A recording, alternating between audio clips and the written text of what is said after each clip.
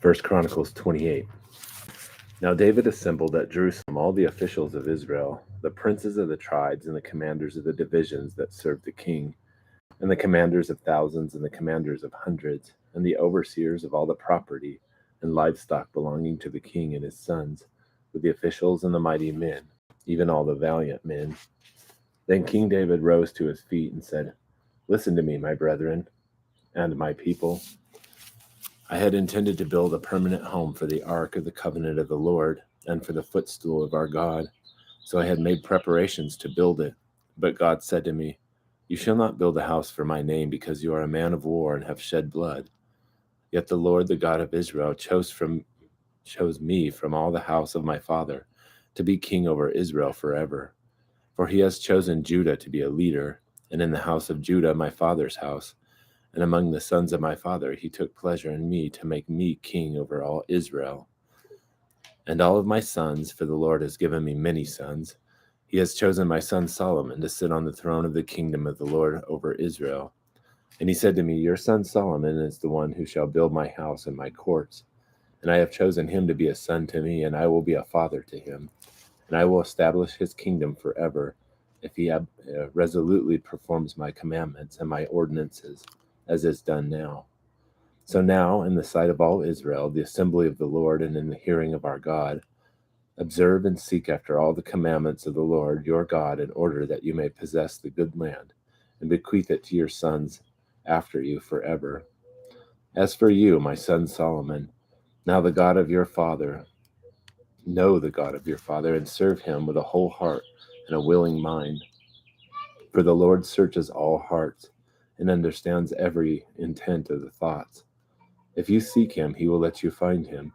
But if you forsake him, he will reject you forever. Consider now, the Lord has chosen you to build a house for the sanctuary. Be courageous and act."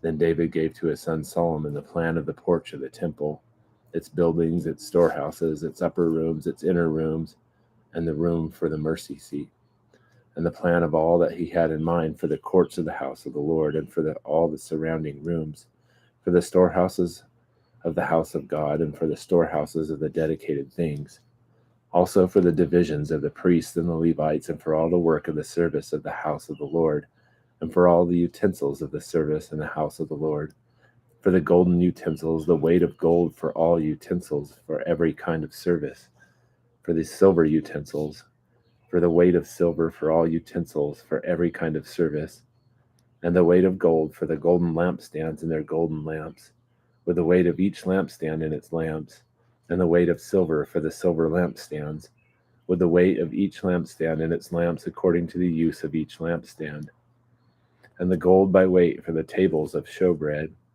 for each table, and silver for the silver tables, and the forks, the basins, and the pitchers of pure gold, and for the golden bowls with the weight for each bowl, and for the silver bowls with the weight for each bowl, and for the altar of incense, refined gold by weight, and gold for the model of the chariot, even the cherubim that spread out their wings, and covered the ark of the covenant of the Lord. "All this," said David, "the Lord made me understand in writing by his hand upon me all the details of this pattern." Then David said to his son Solomon, "Be strong and courageous, and act. Do not fear, nor be dismayed, for the Lord God, my God, is with you. He will not fail you, nor forsake you, until all the work for the service of the house of the Lord is finished. Now behold, there are the divisions of the priests and the Levites for all the service of the house of God, and every willing man of any skill will be with you in all the work for all kinds of service. The officials also and all the people will be entirely at your command."